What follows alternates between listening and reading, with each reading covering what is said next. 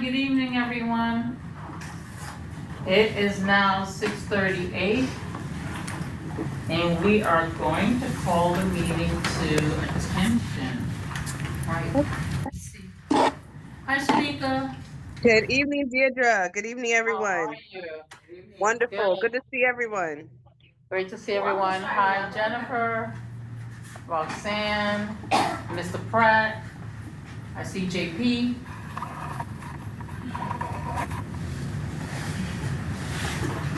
Okay. So how's everyone doing? Let's just start saying hello.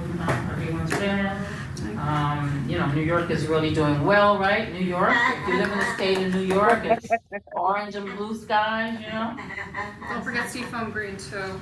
Huh? Don't forget Seafoam Green. Oh, Seafoam Green. Okay. Yeah. Yep. Oh, yes, absolutely. Yes, I see it, Jennifer. I see it. Right. Wow, I forgot. Everyone, the guys are not really talking about us, but absolutely. We are flourishing. We are flourishing in New York right now. Yes, It's a great absolutely. time. 2 years ago, so Yeah. This is good. This is good. This is good. it's been a little longer since the next one. Just a little bit. A lifetime for someone. Oh, Jennifer, I like your hat. Oh, yeah. Yeah, I like your hat. nice. Yeah. Deirdre, will you please make me co-host when you get a moment so that I can help share screens and things like that, please? Absolutely. Thank you. All right, let me move down here. How about that? Let's see how I do this. Someone can come sit here. Come assist that out.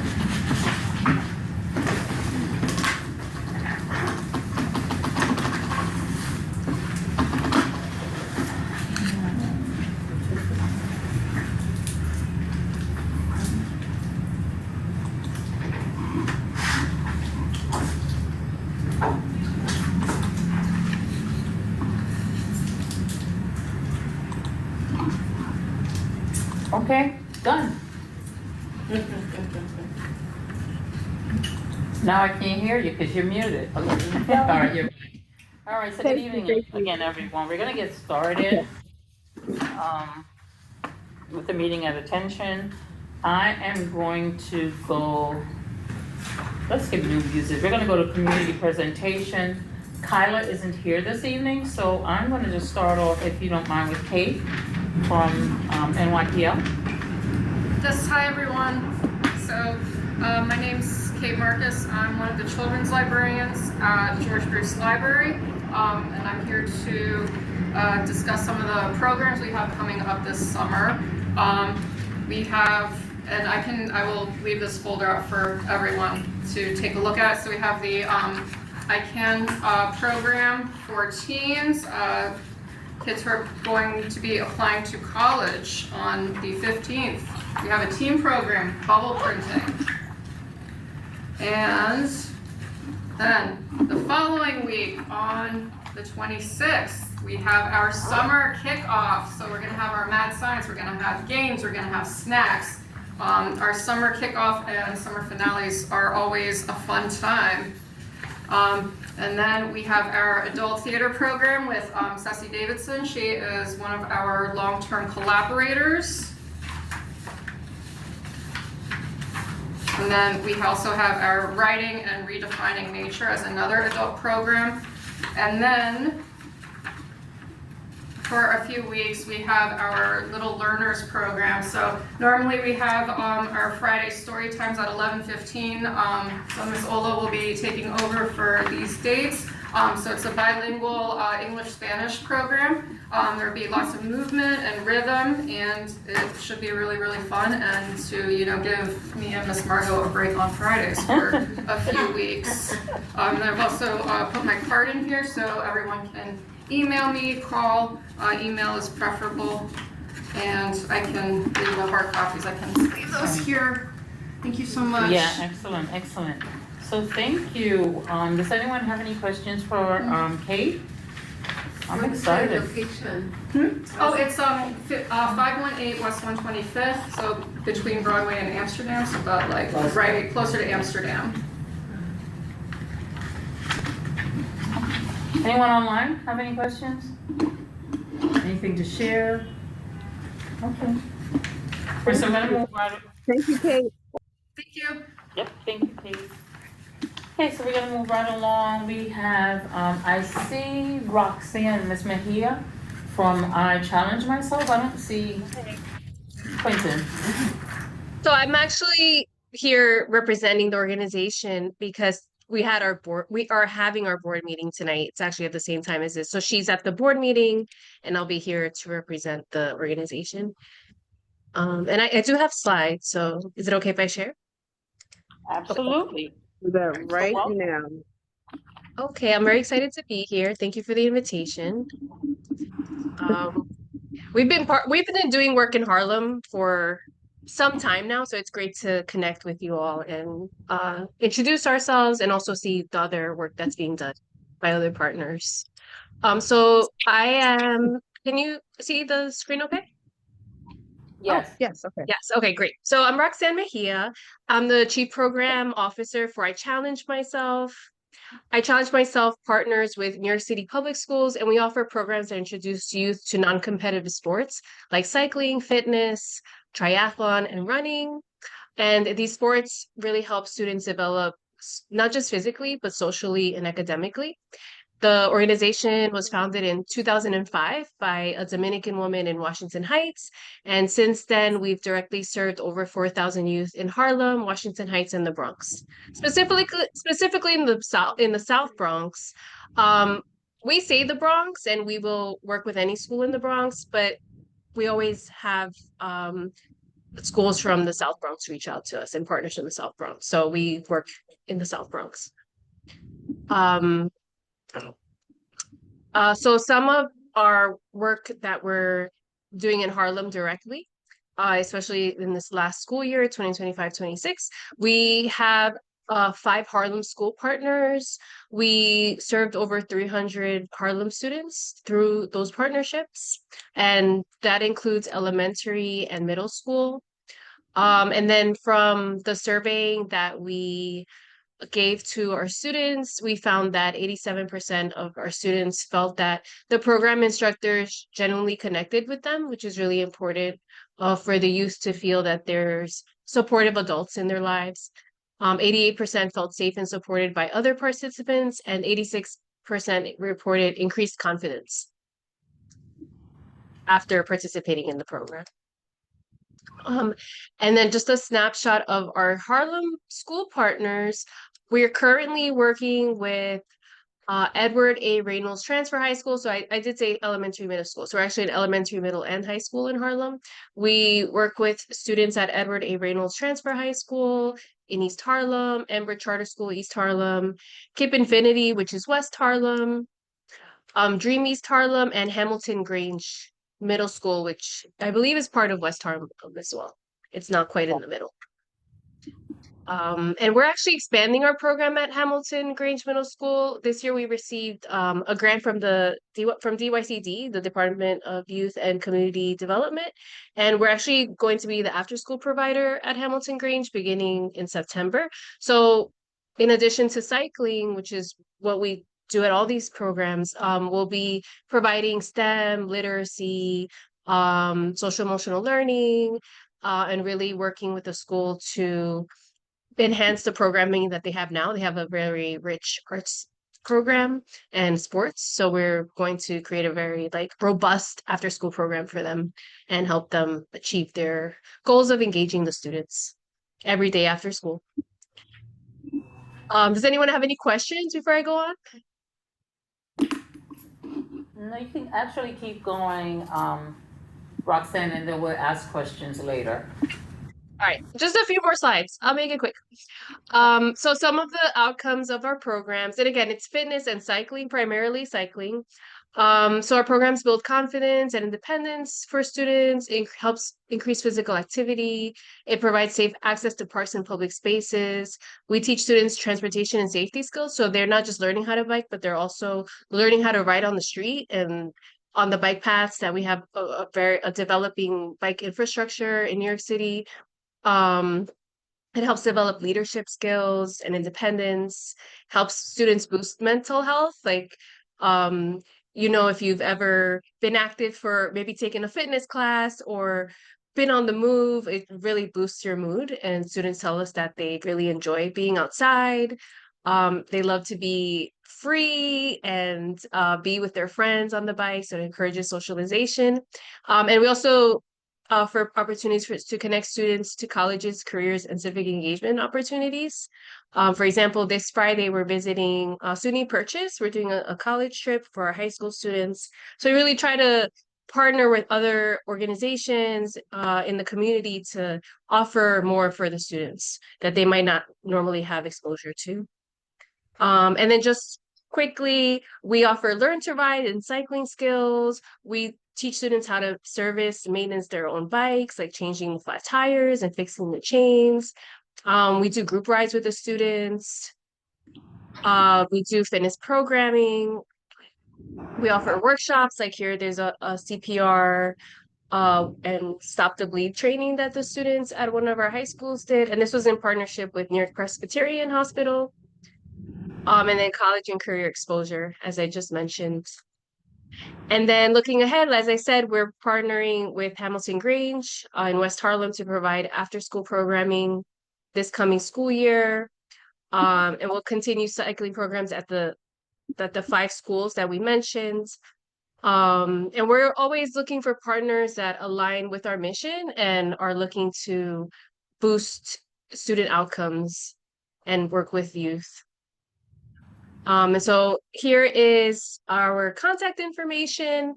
You can reach out to us if you want to partner or have questions. You can reach us at info@ichallengemyself.org. And even if you're just curious about what we do, you can follow us on I Challenge Myself NYC, and that's on Instagram. And we update it regularly, and you could see all the work that we're doing in the community. Thank you, Roxanne. Excellent presentation. I mean, Yes. That's I have a fantastic list of work. questions. It's Sure. great work. I have a list of questions, but you seem to have managed to answer majority of them. Oh, So great. are there any questions from anyone online first, and then I'll go through the room? I hope Roxanne sees a couple of applause there for her. And I do have just a quick Oh, thank question. you. I maybe missed, how long have you been in operation? Oh, since 2005. Oh, That was when fantastic. the I did miss organization that. was That's founded. fantastic. Yeah. Wow. And I've Okay. been with the organization since 2024. Okay, Yeah, so about congratulations. 2.5 Great. years. Yes, Great. thank you. Absolutely. I mean, you have excellent part. I have one question Mhm. that you haven't answered. So, you teach cycling. Where do you actually, I mean, where are the bikes? Is it station? Where are the bikes? That's a great question. That's part of my job, is figuring out the headache of figuring out where are the bikes gonna go? Because sometimes there's no place for the bikes. Okay, in New York City. Sometimes there's no place to ride, but we're very creative. Sometimes we'll have a bike container. If the school has space, sometimes they have a yard. They're blessed with a big space, like a yard. We'll have a bike container on site and we keep the bikes there. There's schools where we keep the bikes like in the gym, in the side of the gym. Sometimes they'll have a small storage space and we'll keep bikes in there, or a basement, we'll put bikes in there. And if there's no place to ride on campus, if they don't have a yard, we'll go to a local park. Like one school is near Inwood Hill Park, one of our Upper Manhattan schools, and the students walk out through the front door, they walk down the road to Inwood Hill Park and they bike in there. So it helps teach discipline too, and like self-control, because like with middle school, it's a group of 7th graders. So they need to like act right and get out of that building quickly, efficiently, and quietly, because the more like if they're fooling around or not listening, it's going to cut into their cycling time. So it takes time, it takes the routine of like going out there, coming back a few times. Usually the PE teacher, because we partner with the PE teacher in the school, they we might do a trip without the bikes, like go and come back, so it's just like building those routines. But by the time you're a few weeks in, the students really have the hang of being super responsible. It also teaches responsibility because they need to take care of their bike. Like they can't just like throw it on the ground. We teach them how to do bike safety checks where they check the brakes, the air in the tires, the chain. So yeah, we're super creative about how sometimes they're hanging on the wall in a closet. We find a way. Okay, excellent. Are there any questions for anyone? Any questions? Yes, no. Also, this is really exciting. So we're looking forward to seeing you again, hearing more about the work that's continuing, and you guys do a lot. So thank you for coming and sharing with us. Yeah, thank you for the invitation. Thank you for listening. Shanika, do you have anything you want to add, say? No? No, I think it's great, and I love that we're teaching the kids how to use it, how to be respectful of the bikes and the property, and not just throw them around, because that really can translate to every other part of life. Just to be respectful with things, whether they're your own or whether you're borrowing them, so that you can, it's you have the longevity of the item, or if you're borrowing it, someone else can use it. So I think, and that's like a skill I feel like is lost, unfortunately. So that's great. Thank you so much, Roxanne. Denise has a question. Hi Roxanne. Would you guys be open, do you only partner with schools? Would you partner with a community center? Yeah, we would. That's a great question. So we partner, some of our partners like include Department of Transportation. We do open streets. We do health fairs for schools. Sometimes schools will have a health fair. We'll come in and it's not cycling. We'll do like fitness activities with people we table, right? We'll put up a table and do that. So yeah, we are open to working with really anyone. I have a question. So if you do like health fairs or community outreaches, would you bring some bikes? Or Um, you just table? I think it depends on, I mean, we may, it's just that because the bikes are different sizes, we would have to maybe bring a few different sizes. You mean for like a learn to ride? Like a learn to ride, yeah. Yeah, we could. Yeah. Okay. And another thing I forgot to mention is we do guided rides too. And we actually have two guided rides coming up in June. One is where is it? One is in Central Park, and you don't have to bring your own bike. There'll be free bike rentals. You just have to put like $1 deposit and you'll get it back. That's this Saturday, very early. Sorry, this Sunday, very early. I'll send the flyer if Okay, that's great. possible. Um, and that's in Central Park at 100th Street. The meetup time is 7:30 a.m. on Sunday at West 100th Street at Central Park West. And we have a ride in the Bronx happening the following Sunday on the 28th in South Bronx. So I'll send info about that. And we have registration links and you can sign up for those. I could drop them in the chat or I could email them to you, to the community board. Can you do So yeah, we do guided rides.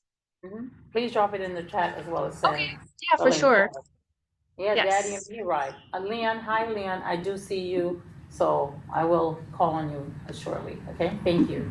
Okay, so moving along, we have John Paul Infante. Am I saying that right, John Paul, JP? From Brosis, from Brother and Sister of Soul. So you have the floor. Do you have slides? Permission to share. Okay. Okay, working on it. And you know what? Deirdre, I guess you'll have to do it. I don't have access to do so. I don't know why.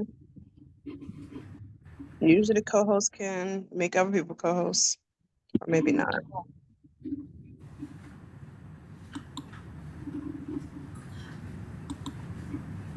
Okay, let me just make sure you're still co-host.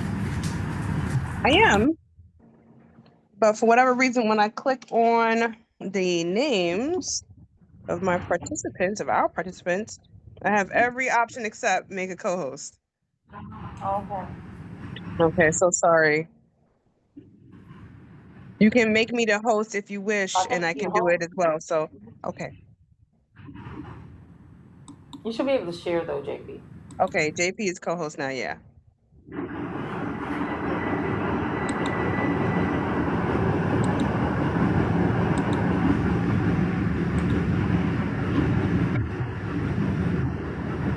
The JP, I'm a grant and contract associate at the Brotherhood Sister Soul. I'm an alum of the organization. Started working with them directly with the youth. Now I'm with fundraising. I'm with the development team. We're on 143rd Street, in between Broadway and Amsterdam. The Brotherhood Sister Soul, or Bro Sis, has been around since 1995. We work, most of our youth are from Harlem, the Heights, Inwood, and parts of the Bronx. So yeah, we take the holistic approach. We work with 8 to 22-year-olds. And what happens with our youth workers is that our young people and their parents have access to our facilitators 24/7, right? So that means if there's some emergency that comes up after work hours or on the weekends, they can reach out to us, right? And our whole motto, it's holistic. We try to get at the mind, the heart, and the body. We work with elementary school kids, teenagers, and young college college age kids. And what happens is also once they leave our program, we still have a relationship with them. For example, I'm an alum of the organization. When I was in 2000, 2001, I was a teen. Now I'm working for the organization. Over half of our staff are alums of the organization. When we specifically and in our writing, we do it explicitly, like we work primarily with Black and Latinx youth, and that's intentional, right? Because it's the community we're working in, right? We have youth programming. Some of the schools we have partners, we partner with in this area. It's Thurgood Marshall Academy, New Heights, Central Park East High School, and the NYC Charter High School for Computer Engineering and Information. And there's a number of programs in Bro Sis, but our flagship programs are Brotherhood and Sister Soul.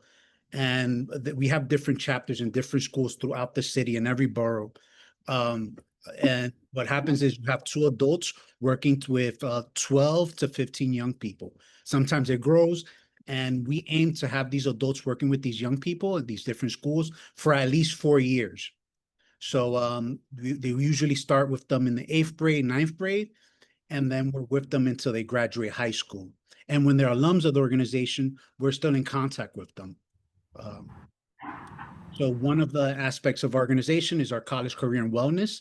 To date, 94% of our young people matriculated to college, 100% high school graduation rate since 2018, 86 and 97% college graduation rate, right? And a quarter of those are first-gen students, right? And 68% of our members are first-generation college students.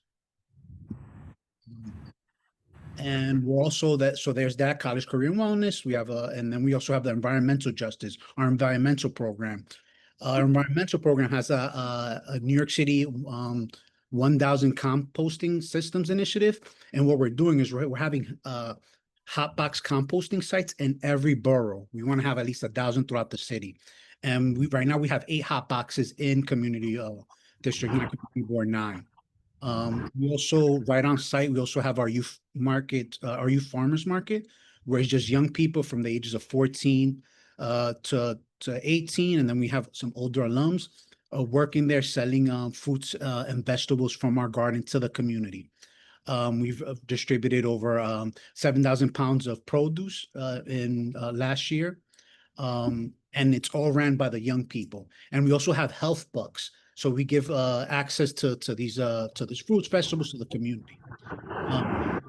Also, part of what we're doing is health. We want our young people eating healthy, right? So what happens is we provide free food for our young people, free of charge, Monday to Friday, from 3 p.m. to 6 p.m. They have access. They can come to the building. They can have a meal. We provide over 40,000 meals a year. Up to 200 a day, depending on the day, depending on if they have the day off or not. And it's culturally appropriate food for them. The one thing we don't serve is pork because some of our young people's religion. And it's a completely open space. There's I don't know if y'all seen the building. Again, we're on 143rd Street. You have a second floor, which is the teen lounge. and young people can go and just chill, hang out there. That's where the library's there. If they need access to a computer, they'll have access to a computer as well. Again, just some more stats on the results of our work, our impact. Less than 1% of BROSIS members have been incarcerated or carry a felony conviction. Less than 2% teen parent rate among members, and 95% of BROSIS members ages 18 to 25 are working full-time or in college. Some of the lessons learned for this last fiscal year, and just looking forward, this is more internal stuff, but like we have different programs in different schools, and we want to make sure that these different programs and different schools are working with each other and just building that community, that trust. We've also found that in working with the young people is super important, that we have a constant communication with their parents, with their caretakers. That's like everything. Easier said than done, but we find the better relationship we have with parents, the better relationship we have with the young people, with the schools, and then it really does take a village. It's real easy to isolate the quote unquote knucklehead, the kid who's cutting or whatever. When you're isolating that young person, decontextualizing them, that's super unfair for that young person and their family. It's important that we have a community of folks checking in on our young women and our young men, right? We need to have more BROSIS, or we're still working on having more community events. We have a number of community events, but I think we need even more to make sure that people in the community know that BROSIS is their space. And another pressure which a lot of nonprofits are going through is that our language, we specifically say we're a Black-led nonprofit. We specifically work with Black and Latinx youth, and that's that language. That's what we're doing. We're not shying away from it, but that affects funding, and it threatens some people. Some people don't like the fact that because we live in a predominantly Black Latinx community, we cater our programming to those populations. But sometimes when people read that, it scares them, and then we've lost some funding because of that. And that's something that we're figuring out how to navigate, how to negotiate. This summer, from July 6th to August 13th, we have a number of 5 different programs: Liberation Program, which is youth organizing for teenagers; environmental program; summer leadership program for middle school and high school. And what these summer programs do is that they get to access all of the programs in the building. So then when the school year comes along, they can figure out, I want to do this, no, I'm more into math, no, I want to be into filmmaking. And we also have, free of charge, from June 29th to August 14th, our summer day camp for elementary school kids. So we work with young kids from 8 to 11, and even in the elementary school age group, we have trips for them to go to different colleges. It's never too early to expose them to higher education. So we take them to the tri-state area, take them to different CUNY colleges. Yeah. And right now, moving forward, what we're looking to do is making sure we get more information, because we're serving a lot of folks in this community, right? But so much of what we do when we serve folks, we want people to feel safe. And as soon as you ask someone for their address or the zip code they live in, they like tighten up a little bit, right? But we also want that information to show the work we're doing specifically in this community board, right? So that's a challenge that we're trying to navigate as well. I know I threw a lot at y'all right now, but yeah, that's all I have for now. So thank you, JP. That absolutely is a lot of information. BROSIS is an amazing organization. Before I even speak, I'm gonna open the floor to those online and those in the room. So how do we get the information about the summer programs? Okay, so we can share, JP, we've shared a flyer so that we can circulate it. Anyone else? Shanika, no. I mean, okay. I love this. You guys do such amazing work. JP, can you tell me a little bit briefly, because I don't want to keep everybody, I know we have a few people to present, but you mentioned you have several programs in like some of the same schools, and you make sure that everybody's communicating with each other. Can you give us an example? Okay, so we have it's period. I don't remember the exact period, how frequently it happens, but we have assistant principals, teachers, educators come to the building, and we'll have something like a breakfast or a brunch type of situation, right? And what that does is that it just brings folks together. We're on the same page, because along with the youth work we do, we also do training. So we train educators, community organizers on our model, on our youth development model. So yes, so opportunities in that way. And again, it's easier said than done. How do we get parents involved? Because parents are doing a million things and this is just extra labor for them. So how do we make it easy for them? Also, Wonderful. you think? I want to know, do we have any placement for internships during the summer for the youth? Could you repeat that again?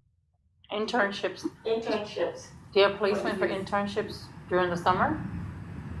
Yes, we have what's called the facilitator and training program, as FIT. So what usually happens is if a young person is a member of the organization, they graduate, then they're at the college level or they're an older high school member, then they become a facilitator in training. So most of our programs have two adult facilitators. Then they'll have a youth facilitator in training come help out, and they'll be responsible for doing a number of things, including developing curriculum and teaching, which is super helpful when they're applying for jobs and applying for colleges. But the So main only- thing, I just want to, if y'all get anything out of this today, is just make sure that the young people participate in some kind of programming, because you get into one program, you have access to all of this. And you also have a relationship, we also build a relationship with the parents. We don't exclusively work with adults, we work very closely with our parents. So I can share. So it's an internal step, it's not like someone can apply right like now and get engaged in this program. Like an intern for an internship? Yeah. So he was just saying majority of the interns are Up step, they come from within. from within, coming back from college, or are external applicants able to apply for internship positions? Oh, so I'm conflating two different things. So there's like internships like for the org. So we have interns from CUNY, from Columbia University, who have nothing to do with the org. They're coming from outside, they're interns, right? But we also have opportunities for young youth members who come up through the org to do some programming where they get a stipend, where they do all that. Internal. Like the youth internships, and there's internships for like college students, young professionals. Yeah, so there's a opportunity in both of those areas. Yes. So good, I don't want to take up time, but I'm a bro-cis parent, and my grandson has been there for like the last 5 years. I think he started in the 6th grade, he's now in the 11th grade, he's gone through majority of the programs. He's learned to cook, he grows in the garden, he works at the farmer's market, he's a community organizer. So many things, there's so many things that bro-cis offers. Also, the fact, I think you didn't share, along with that, they also get the experience of going outside the country and doing the work that they do. I mean, is this year Ghana? Or was that last year? Ghana, the Ghana, international right? studies program, yeah. Last year they were in South Africa, so they've had an opportunity, they have an opportunity to go spend, I think it's like 6 weeks outside farming and doing some of the work, organizing the work that they learn here, they take elsewhere and learn of the culture outside. So it also they're also SYEP providers, as well as their own leadership program where students are so. And they provide, not just like he says for the parents, but for community. I know they've done immigration work, they've had immigration forum, they've done food pantries throughout COVID, they were providing food. I'll go on and on. So thank you, JP and the bro-cis family, for all that you do. Okay, let me see. And just continue to let us know how we can support you at CB9. Okay, so I see Leon is online. Jenny, do you want to present or are you just visiting? Okay. I see I'm just looking on. Huh? I'm just looking on, yeah. Oh, okay. Well, thank you for joining us. I see Mr. Pratt. Leon, if you'd like to present, we welcome you to do so now. Thank you so much. I would also, it's not needed, but if the visual aid helps, I also have a presentation ready to go here. If you allow me to share the screen, please. Yes, it should be done. Awesome, great. Let me just get this thing going here. Excuse me.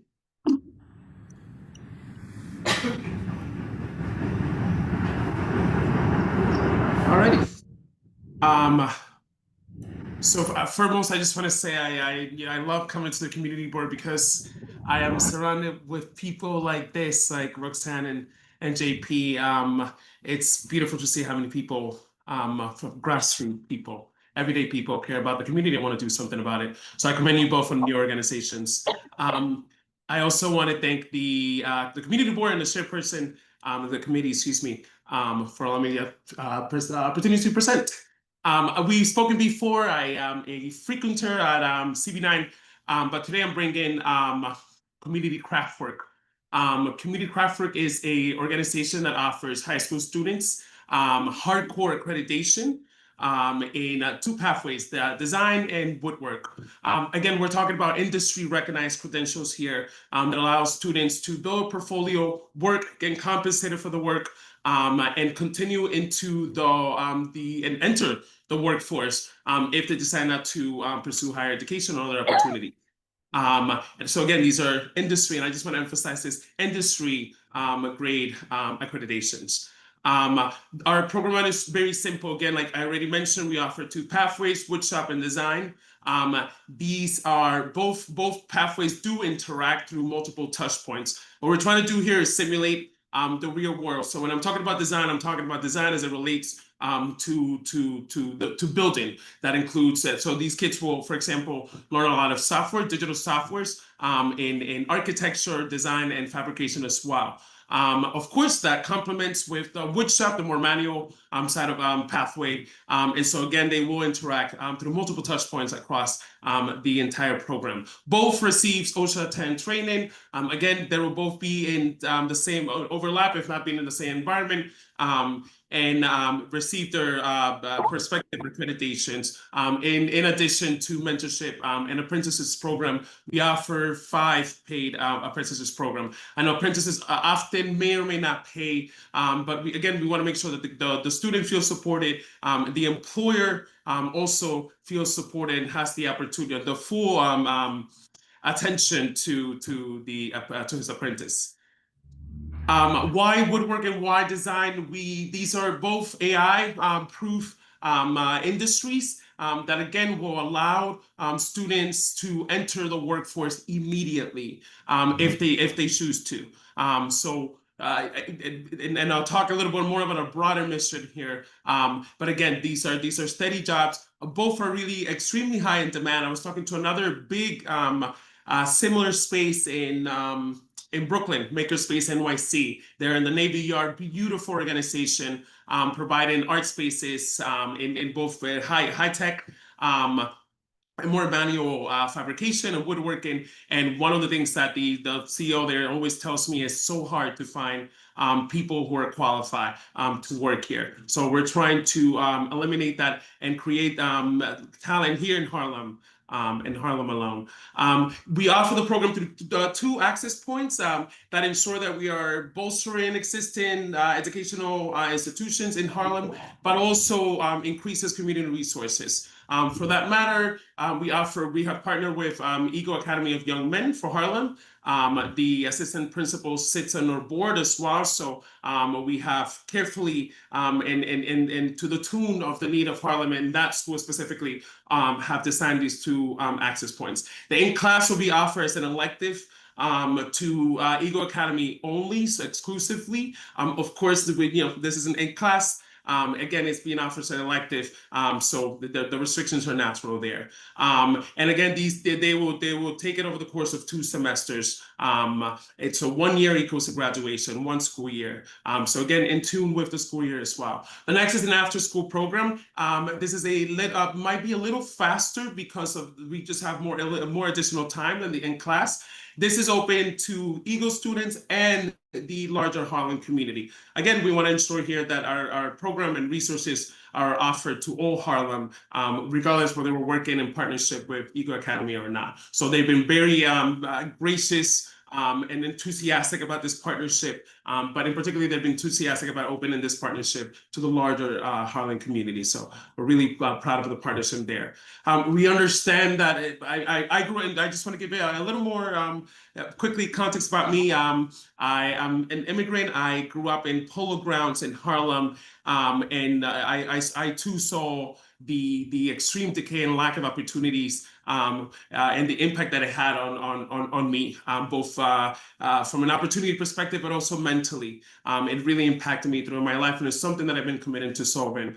So here I am. My partner, co-founder is business partner and co-founder is from Italy. However, he lived in Harlem for 30 years. He's a woodworker and has his own businesses in design and renovation. So we both bring the one foremost, a desire to rebuild Harlem, but also the living experience as well.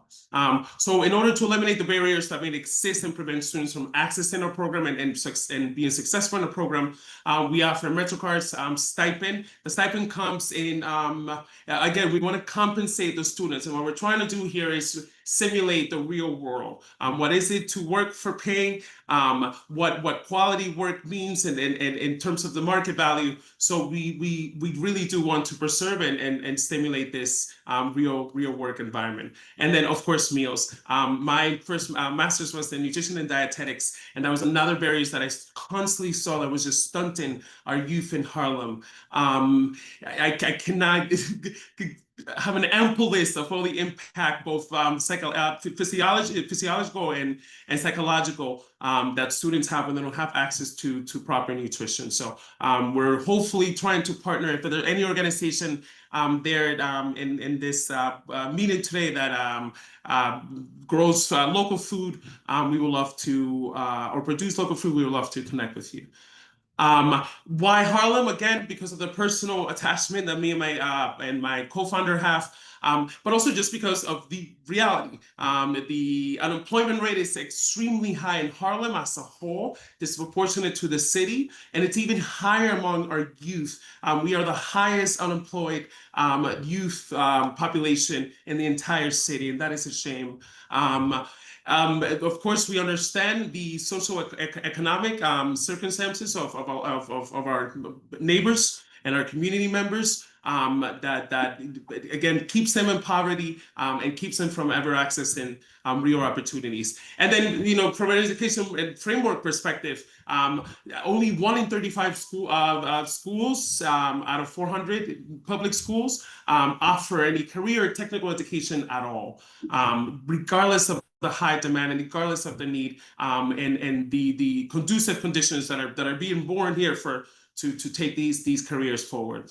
Our outcomes are measured through hard skills, soft skills, and then the economic impact. Our hard skills are the hardcore accreditation and training that they're receiving. So soft skills is anything from teamwork to building confidence and discipline. And a really important one for me is the economic impact here. So the whole idea, we have a framework with 3 pipelines where we are tracking students and making sure that students do give back. Our graduated students give back to our community. And so we want to make sure we're also working with local businesses here to create apprenticeships program here that are paid.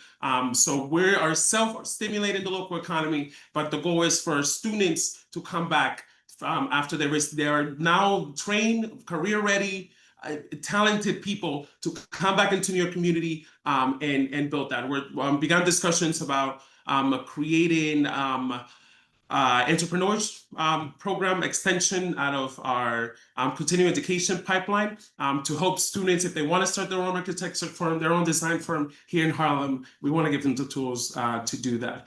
Like I said, ultimately, this is about crafting Harlem's future here, enabling our youth by giving them an opportunity, but also giving them the confidence and care for their own community to give back. I was looking at some of the searches that were built in Harlem, I started first with looking at iconic structures in Harlem.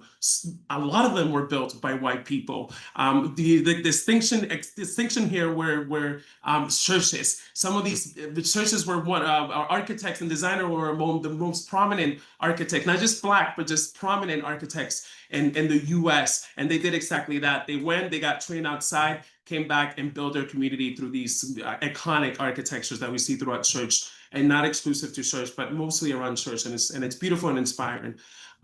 This is irrelevant here. I'm asking for money. I'm not asking for money from you, but we are asking for a letter of support from the community. There were 9.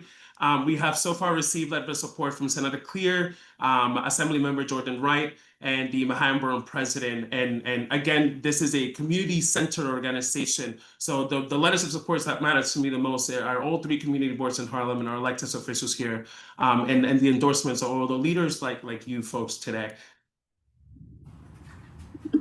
Excellent. Thank you, Leon. Thank you for coming back and giving us a voice. I'm sorry, of CCW. Yes, Definitely. The skill sets that you're providing is definitely one that's needed within our community. I had a quick question before I give it to the floor. So I know that you said primarily the in-class programming is at Eagle Academy, and then you do have after-school programming where you have 12 students. Are there any female students in this after-school program? And inclusivity across all spectrum, including gender, it is our top mission and written in our program motto. So we're working with the assistant principal, who again also sits on our board of directors, to make sure that female students and other groups as well that often get left out of these type of professions take center in our program here. So you have the commitment that CCW is committed to bringing in female students into our program. And we also take any from the board or any organization here opportunities to extend that pipeline, but also just recruitment techniques into doing that. To be quite frank, I understand the hardship of bringing females into this, but I have optimism about it. About having no issues doing that, but in that event, we do have a framework and a plan to deal with that and bring in more females. Okay, I only asked, so the after-school program, where is it actually located? Is it just at Eagle Academy or outside of Eagle Academy? They have offered, Eagle Academy has offered the space for an after-school program as well, so it will be at the school as well. Okay, okay. Does anyone have questions? Okay, go ahead, You teacher. stated that you give 10 hours OSHA training. What about the other 30 hours? And that's a great question. So the reason, and I'm happy you asked that, we were in search again of looking for partners around the city, so we can feed students into direct employment or for continuing education. The goal is eventually for us, after 3 years, for us to provide the continuing education. But in terms of that, I was talking to the CEO of a company who does exactly that for all people, but even youth, especially youth of he's mostly concentrated 18 plus, but he's trained us as young as 17, he said. And he had recommended the 30 OSHA hour. He, as a matter of fact, said that you're not employable without it. I did a lot of I did a lot of research into it and consulted with other employees, and the OSHA 30 will be somewhat premature. OSHA 30 are for usually supervisory roles, and so while eventually it will be needed, the OSHA 10 will suffice first, and not just to suffice. I want to be careful here, because one of the things that I wanted to do in this program and make sure that did not happen and avoid was those kind of loosey, shaky programs that offer these trainings, but they're just not enough to get the students into the workforce. So OSHA 30, we're confident OSHA 10 will get them into the workforce, entry-level jobs. But listen, we're flexible here, and we're most flexible now at our starting age, early age. So if OSHA 30 is what we need, and from our experience on the ground, then we'll make sure to adopt that. Also, do you have job placement for these youth that get the OSHA training or anything else? We are again, we're working with the community, local businesses here. It's hard to find local businesses for the reasons that I just stated into the state of Harlem right now, both economically and socially. We've identified a couple these are usually workshop or more wholesales, wholesale sellers of these products, but they also do some of the process in there. So it allowed the students to exercise their skills. But we're now starting to look across the all of the borough of Manhattan. Again, we want to localize our impact to Harlem, and it's by design. And so, but we hope to continue building a network of employers who we can feed our students right after training here. How old is this organization? How old? Um, Yeah, the question is, When were they founded? how old is this organization? Yeah, our students, this is high school age, so students will be from 13 to 18. You know, in the vein of that question, the apprentice program will be strictly offered to, go ahead, I'm sorry. She's asking how long has your organization? Oh, how long? Yes, I'm so sorry. We hope to launch in September of this year, at the beginning of the school year. So that's why I asked that, because of your question. They're still trying to figure out, and they're still working to gain these partnerships. You usually do that when you're new. Yeah. You were totally right. And I'm gonna be frank right here with the audience and the board. Our deadline is indeed ambitious. We have adjusted our funding mix to adjust for that. Right now, we are incorporated, awaiting the 401(c) status. However, we are negotiating that we hope to finalize this week. Fiscal sponsor. One of our fiscal sponsors will be Team Unity. Team Unity has plenty of experience working, but selective experience is what I love, and deeply Harlem rooted, working with organizations who has just in the early stage. One of the organizations is Black Girl Magic and Uptown Lacrosse, both very successful under the fiscal arm of Team Unity. So we hope to finalize it with them. However, we do have 2 open negotiations on our agreement with 2 other fiscal sponsors as well. So as long as that's unlocked, it's going to unlock funding for us, which we already have identified and begun conversations with those streams of funding. But again, I won't lie. This is indeed, in my opinion, my co-founder doesn't think so. The assistant director of our school, again, who's one of our board of directors, one of our directors on the board, doesn't think so. I am with you. I think it is an ambitious deadline, but one that my partner, and again, the school has confidence that we can get this done, and we're gonna push forward. In the event that it doesn't, we do have scaled down programs. So I have 4 different scenarios built in my business plans that have allowed me to begin the program, if not at full scale. So we have multiple venues to start. We can either offer either or one program, a scale down in terms of the size of numbers of students. So again, to make sure that full scale funding is not a barrier to launching the program in September. Okay, excellent. Before I hand it over to Shanika, just a quick question for you, and this is just for us, Shanika and the Youth and Education team, before you present. Can you just share those letters of support from the senator and assemblyman for us, or councilman? I sure can. I'm assuming that this is to be the general email. If there's a specific email board member that you would like me to send it to, if you could drop it in the chat for me, please. I shall right now. Okay, great, And thank you. Thank you so much. Thank you, Chairperson. So we also have, I think you did, you came to general board before. You spoke at the general board, you did, on the Thursday meeting? Yes, I have. Yeah, multiple times. Yeah, I do a lot of blabbing in the general board, but yes, I go there. So we'll be in touch with you in terms of letter of support. Shanika? Thank you so much. Yes, okay. Hi.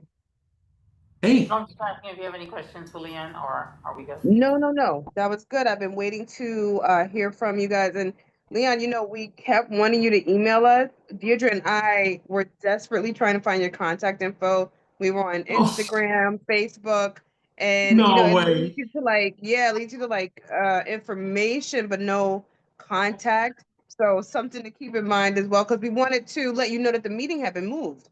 And to really try to involve you and have you come. Yeah. But other than that, I'm really glad to hear from you. It's a good start. And let's continue the conversation. Awesome. Thank you for the feedback. We'll make sure our digital presence expand. We do have an Instagram, but also if you want to find someone on the internet, you need to get like a 13-year-old and they'll do the job for you.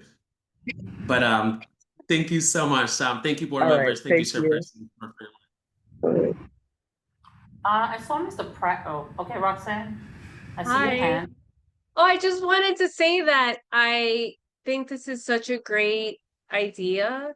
I've never heard of this kind of nonprofit community work being done. Like it's a very unique concept and super practical. I really, really love it. We partner with transfer high school. So those are students who are undercredited, and it's in East Harlem. Like that would be a great offering. And also like schools have funding. So like you don't always have Mm. to fundraise every dollar to provide a program because often schools have their own budgets. And if you Mm. are in partnership with them early enough in the year before they finalize their budget for the next year, they could allocate money for a program, you know? So, That is Oh, good advice, absolutely. and I will be emailing the school tomorrow. Thank you, yeah. Roxanne, and thank you again for the kind words. And again, if any other way for us to collaborate, I would love to, and I'll drop my email here as Okay. well. Yeah, I was gonna mention, why don't you drop your email as well in the chat, and let's open those lines of communication. You got it. Thank you so much, folks. Thank you, Roxanne. Thank you again, John Paul. Congrats on everything you're working, and thank you, the entire board for all the work that you guys do. All right, excellent. I do, before I get to UCG, I do see Mr. Pratt, Melvin Pratt. No, would you like to speak? Say hello? I think you're on mute still.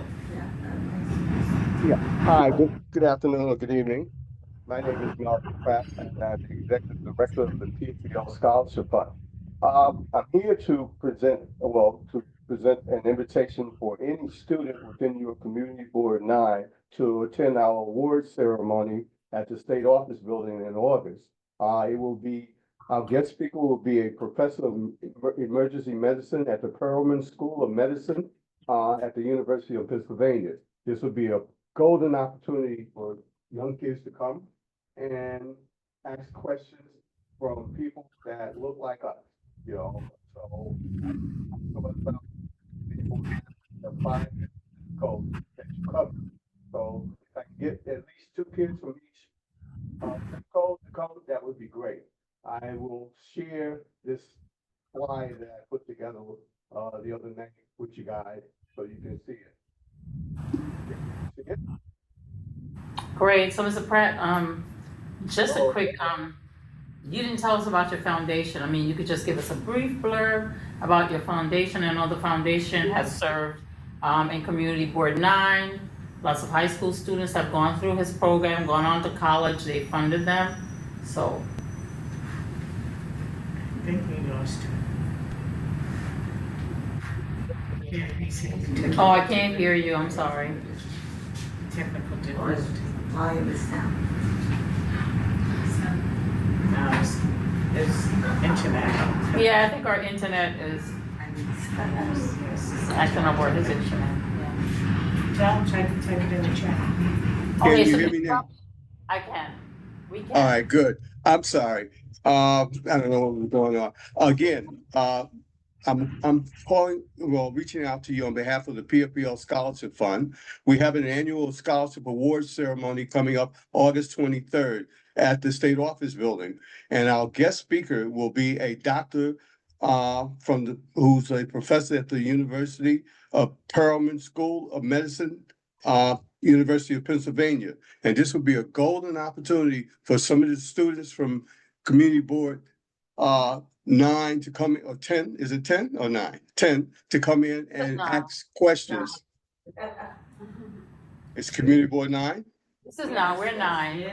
Okay, right. It would be a golden opportunity to come for at least 2 students for each of your zip codes that you cover to come in that day and ask general questions. We're gonna have like a half an hour to an hour session, a Q&A session for kids to ask questions. They will be served refreshments, and who knows, I might be able to provide funding. I don't know. I've shared a relationship with your education department for at least 10 years. Ms. Brown and I started, I think I met her back in 2013, and I've reached out every year to the West Harlem Development Group with no luck since. 2013. So again, I will share my flyer with you guys so that you will know exactly what I'm speaking of or talking about. All right, can you see the flyer? No. All right, I will email it to Ms. Brown. Okay, email and we'll share it with the community. Thank you. All right, I appreciate it. Good evening, have a good evening. You too. Thanks, Mr. Pratt. Have a good No evening. problem. And so before we close, we have Alicia Barksdale, who is with us, who's back. Well, she hasn't left really, but she's back on the board. And say hello and tell us about Hi, your pump everybody. and tell us about all that you do with the Hawks and everything else. I do a lot in the community. I know Brother Sister Soul, I know Nando and all of them. I've been in 33 for 50 years, and so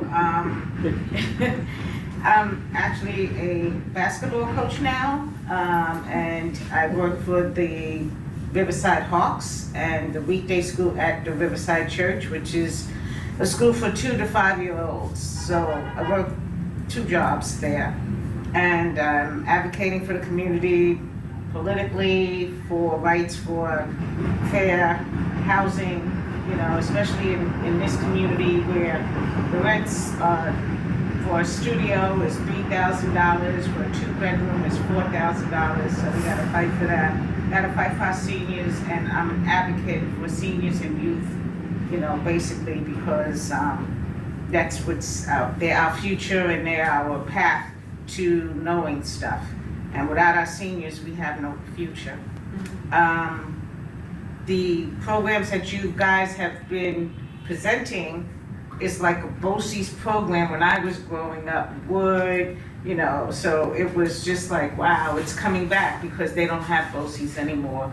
And the woodwork and everything that you guys are offering, especially Brother Sister Soul, is really good. I'm also a member of Pump Initiative, which is a program that does SAT prep and PSAT prep and the TAC program prep for free for students in our community.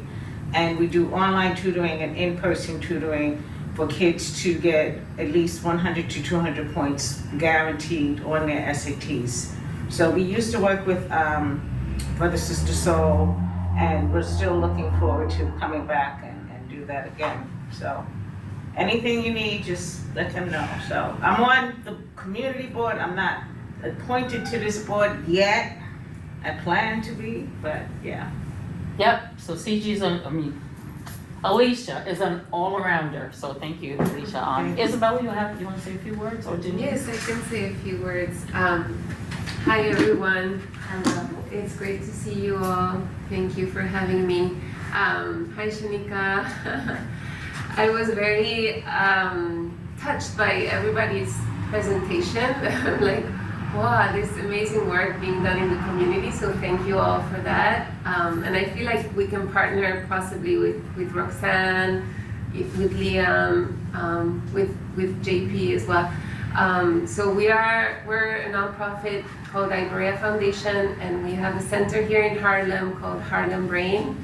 And we offer a program that's mind-body training, but based on like brain science and brain reality. So we offer it in schools. We partner with 3 schools, one in Harlem, A. Philip Randolph, then also the School of Visual Arts on 114th Street, and a school in the Bronx, a YABC. It's like a night school for troubled students who need an extra support. And we do programming in the schools, but also at the center that we have on 7th Avenue and 131st. We offer 1 free class for the community per month, so everybody's welcome to just come and experience and just receive some like insight and education about how to manage their mind and their brain and their health in natural ways. And it's a very experiential program. It includes body tapping, breathing meditation, sound, habit formation, a bunch of components. And we're happy to partner with local organizations to just offer it to their population or to have them come to our center and experience it, or to offer it together in schools. And we also have the umbrella organization, IBREA. We have a consultative status with the United Nations. So that's something that we want to offer also to the community, like be a bridge with the Harlem youth and help them like represent in the global stage and provide their testimonials and express their needs. And so we have an event coming up that you're all welcome to send your youth groups. I will leave a flyer here. It's July 17th. It's done by the UN, but we have been invited to do like a Tai Chi activity. So I'm circulating all over Harlem just for people to come and enjoy the whole day. It's 10 a.m. to 6 p.m. and it's a good exposure for them and networking opportunity, and it's free, and I can send the link for that. We also have a scholarship program that we offer for 10 people once a year. It runs from February to November, and anybody can apply all year round. And it's mostly for community leaders, so people who want to be certified in our program and then serve as multiplying agents in their own networks, in their own communities, in additional schools. So we sort of designed it so that the benefits of the program can be expanded, because we have quite a small team, and we feel like also the people from the community should be the ones also, like, because of the cultural reality, and I love like Leanne's personal story, and JP as well, you know, being an alumni. I think that's a very important piece when it comes to truly uplifting the youth and really creating new pathways. So yeah, I want to work very closely with the people that were born and raised here, that, you know, have been here for generations. I think that's very important. So that's it. I will leave also some flyers. Excellent. So We have we'll share classes every day, and people just can come also with the low-cost membership and just develop their own abilities to manage that. Yes. Okay, Thank you. Thank you so much. You are welcome, thank you. And definitely, we'll share the information, and you've got to go check out the classes with Isabel. Excellent. Denise, do you have anything you want to share? Or Francine? Super quick, I'm very tired. Mhm. My name is Denise Ford. I'm a director for Harlem Works, a family enrichment center here in Harlem. We are a unique type of center. We actually have parents and community members that sit on a council, and they dictate what happens in the space, and we fund it and make sure it happens if it's plausible to happen in the space. This summer we will be open 6 days a week, Monday to Saturday, 10 to 7 p.m. We don't take any information, so we just welcome community members, families to come and utilize the space, kind of like a second home, almost. So if you're in the area, we're located at 30 Morningside Drive, right next to Mount Sinai, Morningside. But if you are from Harlem, you know it as the old St. Luke's. Women's hospital. Right. So yeah, I think that's great. Wait, will you share a flyer with us, Denise? Yeah, absolutely. Okay, please, so we can circulate it. Shanika, do you have any questions or anything for Denise? So before we adjourn our meeting, I just want to share two things. One, this past, when was it, Shanika, in May? Yes, May, we participated with the Arts and Culture Committee on their youth showcase in Harlem. It was a wonderful program, excellent. It was fantastic. Shanika, you share. Well, let's see. The arts and culture, they had a youth subcommittee because they wanted to showcase some of the youth arts that are happening in Harlem. So specific to arts and culture only versus where, of course, Youth Education Libraries is our whole committee where we are exploring all of the youth related programs. This was specific. And they put on a performance. They had about 9 performers. We've got tap dance. We've got, how do you call it, Deirdre? Not maybe like an American dance style. We had some kids that were doing step, and then also there was some spoken word, guitar playing. It was fantastic. Everyone kind of came out, in their performance gear. Everybody was performance minded. I haven't been in that kind of environment in a long time. And there was that riverbank on the stage. You've got families and community members in the stands. It was so great. The kids were excited.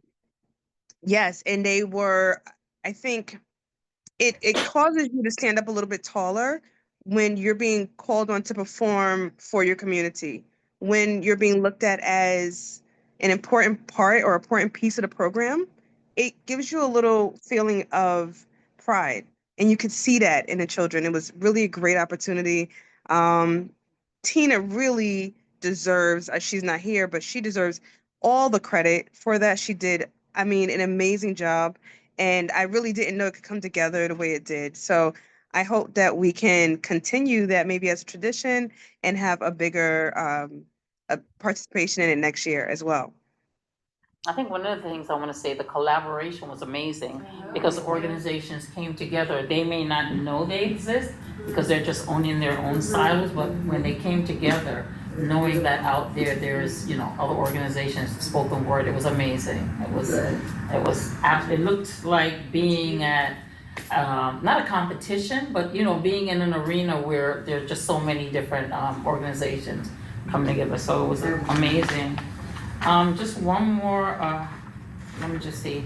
On Saturday, August 1st, TAG, teaching, I think it's Teaching a Generation, and we generally have our TAG students on with us. They're having a the 4th annual Summer Youth Explosion, and they're gonna be tabling. It's going to be, we'll share the flyer with community. I just happened to see it and printed it. They're looking for vendors, if you want a table or sponsor. They're going to have an amazing program. So we'll share that with all of you. I think that's it. It's on 135th, right? Yeah, it's like by the Salvation Army. I think that's exactly where they are. I went last year to the table. When I say it is exciting to see how much youth come out. It is like a parade. Yeah, they have a wonderful, I think they have Friday night youth, Saturday. It's huge, and they have their own space now, or they're still rotating through their own space. So it's amazing. The other thing that's happening, I noticed that we got today in New York City Parks, they have their summer swim programs. The applications are open. So just share that with programs that you know. And I think that's it. I do have, the Riverside Hawks does have summer camp, basketball camp. And it is for the kids in our community, WHDC will be funding the kids from our community for the basketball camp. So you just go to riversidehawks.org under program, summer camp, and you apply. And that's a 4-week program. Okay. So that's something that should be known. Okay, excellent. Will you come and share it on Thursday as well? Okay, I excellent. have somebody come and share. Okay. Is it a free program? Or do parents have to pay? Is it free? She Well, said, it's for the kids in the community, that's under the WHDC. Oh, that's so CB9. But if they want it outside, if they're outside the community, there is a fee, okay. and I'm not sure. Is this Thursday the general board? Yes. so this is what I was just asking, if someone's gonna come and share. Yeah. Okay. I'm not sure. So excellent. If no one else has anything they want to share, Francina, do you have anything you want to share? Anything coming up? Where your Girl Scouts going? Okay. My name is Francine Wainwright. I'm on this particular committee, and I'm on the Senior Action Committee. Oh, yeah. And I've been with Girl Scout program for over 60 years in Harlem, and I'm doing 4 generation Girl Scouting at 3333 Broadway. We're having our 58th National Convention in Washington, and I am probably one of the troops that always go to every national convention and take girls from the community. Bus, plane, however. Yep. And we go in record numbers, 20 to 35 girls. We raise funds and we take them there. And they get to see Girl Scouts from all over.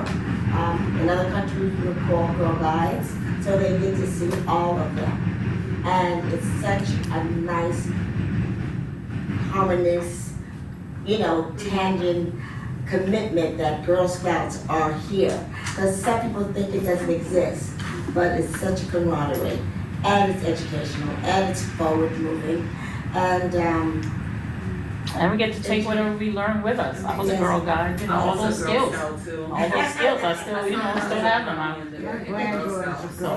Yeah. I was a And then I Girl work with the Guide. senior youth. I started a senior program at 33 Broadway too. And I'm with WOA, which is West Harlem Older Adults Alliance, and with Deirdre and others. So, we're So just we've all got connected. right, we're all connected. So, I think that's it. If no one has anything else to share, we're gonna call our meeting to adjournment. Just wanna share with you that this is our last meeting for the summer. We'll come see you back in September. Please feel free to email us and share anything that you have. We want everyone to have a safe, enjoyable, fruitful, productive summer. Shanika?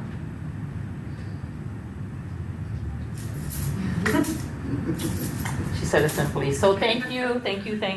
We'll see you back in September, but please share everything that's going on with your organization with us through via email, and we'll make sure that it gets shared with community. JP, I'll see you, because I'll be at Broseph. Don't worry. I'll see you later. Thank you. All right. Deirdre, for chairing the meeting.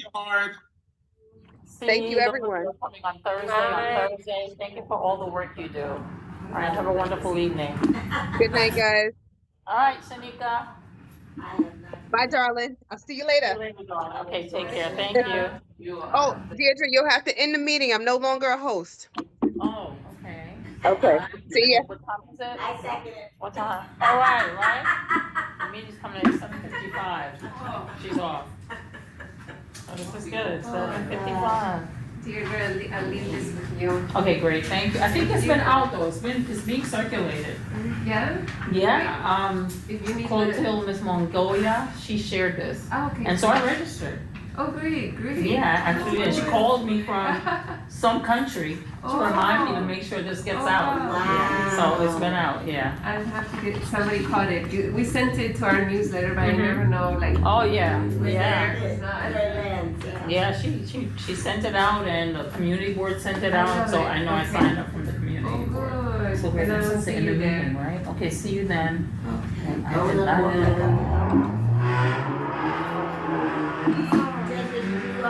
did- Did you answer the pool about the board meeting? Was sent out by Carolyn?